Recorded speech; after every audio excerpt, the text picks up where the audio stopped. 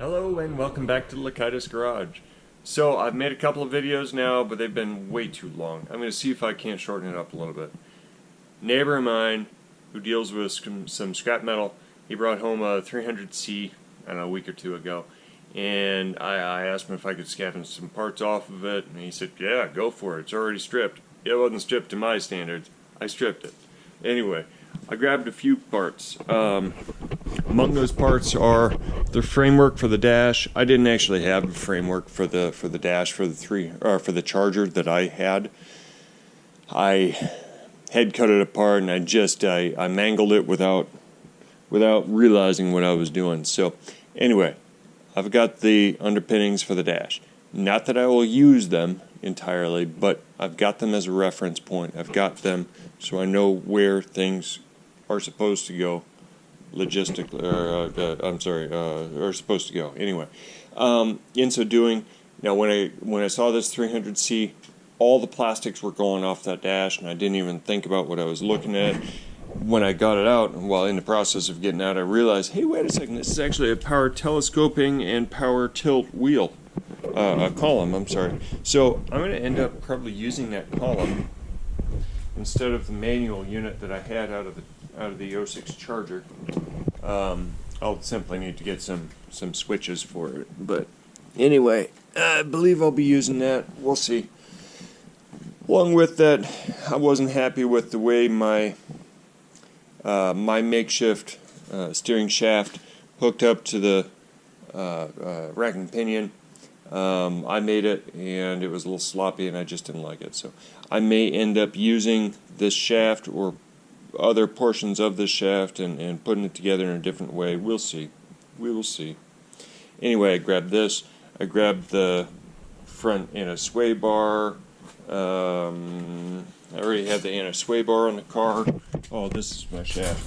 Anyway, it doesn't matter. That's right. In the effort of making this thing shorter. All right, here's what else I did. The Dodge Charger chassis, the LX chassis, in the Dodge Charger 300 in Magnum, comes in different flavors with different engines, right? So the 3.5 liter V6 version of the Dodge Charger uses smaller brakes. They're not tiny. They are a 12-inch rotor in the front, but they do have a single piston caliper. Well, the Hemi cars, the 5.7 Hemi cars anyway, have a 13.5-inch rotor. So it's a full inch larger.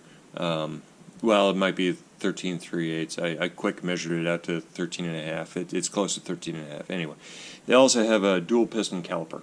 So I scavenged those off the 300C.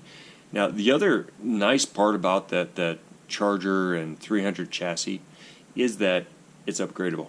One of the other versions of the car had the Hemi, the 392 Hemi, and oh my word, some of them had Brembo brakes set up.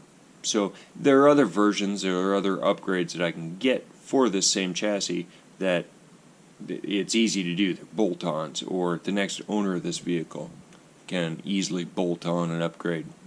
So that's one of the reasons I wanted to choose this chassis. One of the reasons I was excited to choose this chassis. Hey, one of the other things I got off this other car, this donor, was a new steering rack and the struts right here. The struts in the car that I had, the 06 Charger donor car, had an issue because the car rolled over.